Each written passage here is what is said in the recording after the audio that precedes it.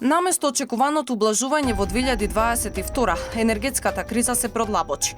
Ке има ли парно? Ке има ли рестрикции на струја? Ке има ли поголеми сметки? Граѓаните цела година ја поминаа под стреси со овие прашања. Владата постојано повторуваше: ова е глобален проблем. Македонија не може да биде поштедена. Сепак експертите не се согласуваат. Велат дека доколку навреме се направеа неопходните чекори, зголемено домашно производство на струја, инвестиции во енергетска ефикасност, навремена набавка на енергенси, кризата ќе беше многу поблага. Може би викам, не берете гајле, до година ќе биде полоша. Грешката наша, на нашето општество, ама одлуките ги носи владата.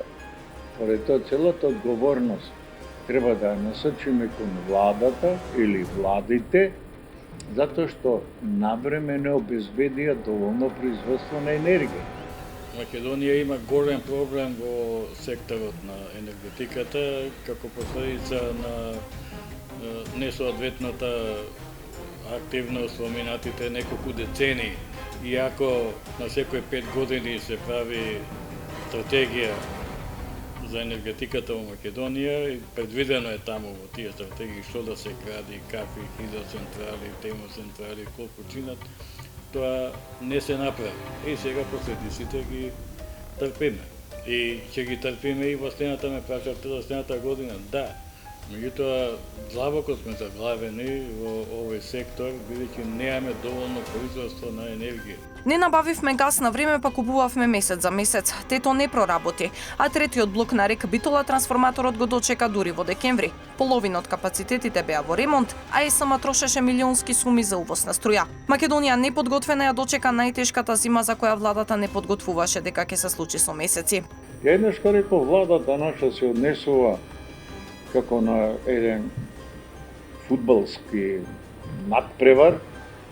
Нашава влада седи во публик и вика будно следиме како играт. Не бре луѓе. Владата треба да биде на терен, она ги спроведува акциите. Се ќе биде добро, превземавме. Па знаете, еве сега се расипал блок 1, а се расипал блок 2, па немаме доволно мазут за неготино работи со еден котел наместо со 2 да работи турбината, работи со 50% од потребната моќ.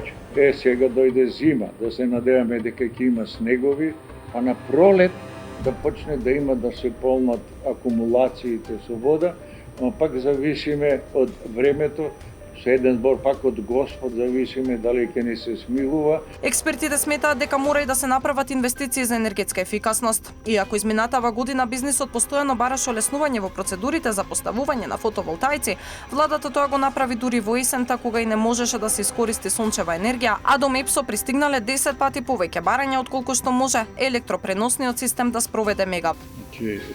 Фотоволтаици почнаа луѓето масовно да планираат и некои веќе и купуваат и инсталираат. Меѓутоа, тоа темпо е мало за да стигнеме до некое значително ниво на производство на енергија.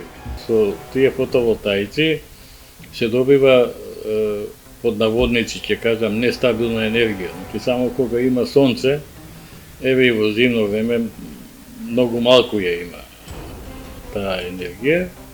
И што правиме со периодите кога нема сонце? Цената на струјата ќе продолжи да оти само нагоре, сметаат познавачите. Според нив, дури и она што сега се плаќа е нереално ефтино, бидејќи владата за социјален мир го оптоварува буџетот и ги субвенционира сметките.